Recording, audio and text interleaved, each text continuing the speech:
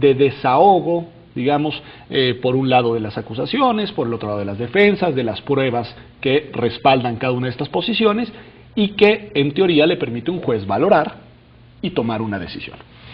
El día de hoy, este eslabón de la cadena también es un desastre. Sí. Es un desastre. Es un desastre. Empezamos por un dato importante.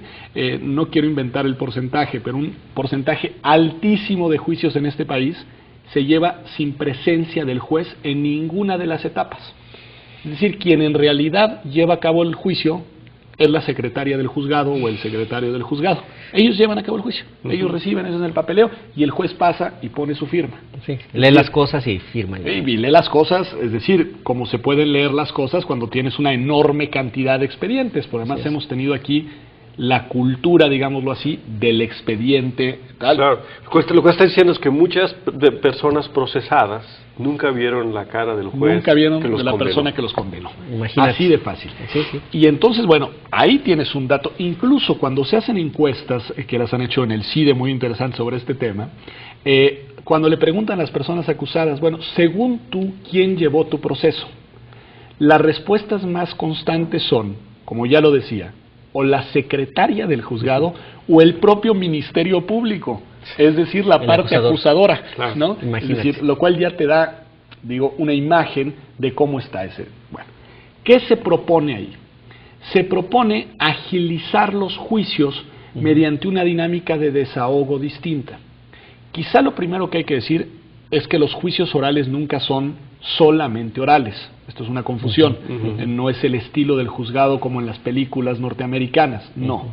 Es decir, un juicio oral, como se ha propuesto la reforma, es un juicio en realidad mixto. Lleva una parte escrita, parte de la instrucción se lleva documentada, y se celebran algunas audiencias con presencia obligatoria del juez, en las cuales las partes ponen sobre la mesa sus principales argumentos. Por un lado para acusar, por el otro lado para defender. En esas audiencias, el juez de primera mano tiene conocimiento, digámoslo así, de los datos cruciales del caso. Y cuando la magnitud del problema, la cuantía del delito lo permite, en esas audiencias, eventualmente se puede encontrar una solución anticipada al problema. Es decir, la idea es que no todos los casos tengan que seguir todo el proceso judicial hasta el final, sino que en algún eslabón de la cadena, en una de estas audiencias orales, eventualmente se pueden poner de acuerdo las partes, encontrar una solución intermedia y ahí cerrar el expediente. Ese sería uno de los temas importantes, es decir, cómo desahogar más rápidamente todos estos problemas. Nos vamos a tener que ir a corte en un momento, pero no quisiera, amarrar esta parte de los juicios orales, si les parece ahorita que regresemos, porque es lo que más se escucha y creo que vale la pena que la gente lo entienda con precisión. Regresamos en un momento con ustedes, sigan con nosotros.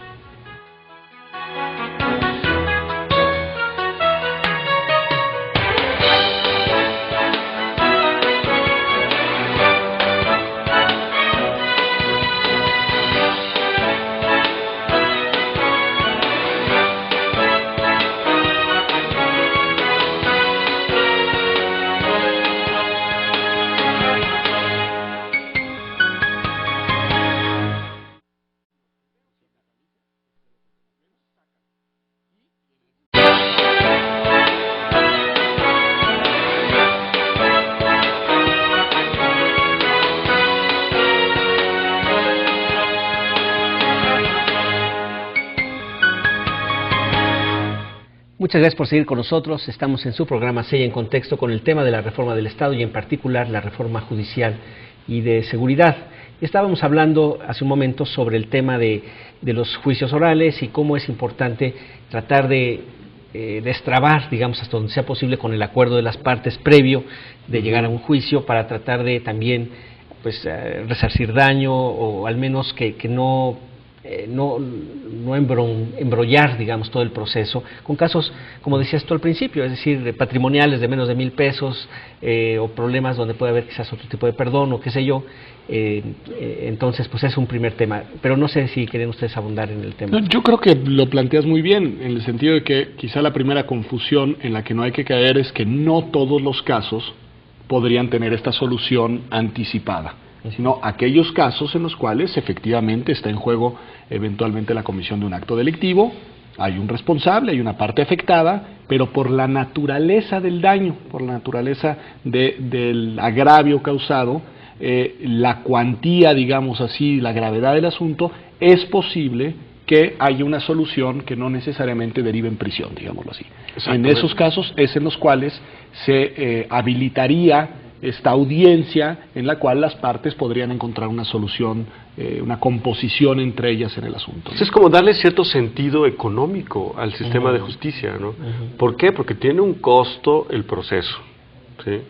Y luego luego tener a alguien en la cárcel tiene un costo para la sociedad, para la persona y para la familia. Entonces, ese es lo que yo creo es el lado humano también. Claro. Y creo que ahí es importante flexibilizar nuestro sistema de justicia, hacerlo un poco que responda más al sentido común, ¿no? ¿Por qué? Porque emplear el tiempo, quizás no del juez, porque como sabemos el juez a menudo no se presenta en estos casos, pero incluso el tiempo de la secretaria o de quien sea en delitos que no tienen, digamos, una magnitud significativa, yo creo que eso nos permitiría concentrar esos recursos en donde sí importa, donde hay un daño sustancial a la sociedad. Ahora, también ahí hay alguna experiencia, tanto mexicana como internacional, ¿no, Pedro? Es decir, hay algunos estados que ya empezaron con este proceso, que quizás lo hayan hecho, no sé, que también, y otros que van más atrasados. Sí, yo creo que la experiencia internacional más cercana a nosotros en el tiempo, y digámoslo así, en la región, exitosa, muy exitosa, ha sido la chilena, ¿no? Ahí hay una experiencia de un diseño muy bien pensado, una implementación muy bien administrada en el tiempo. Una transformación de esta naturaleza requiere paciencia y requiere que los eslabones se vayan concatenando, digamos, en el momento exacto. Cambiar la forma de Tú pensar. tienes que educar a los abogados de una manera distinta que educar a los abogados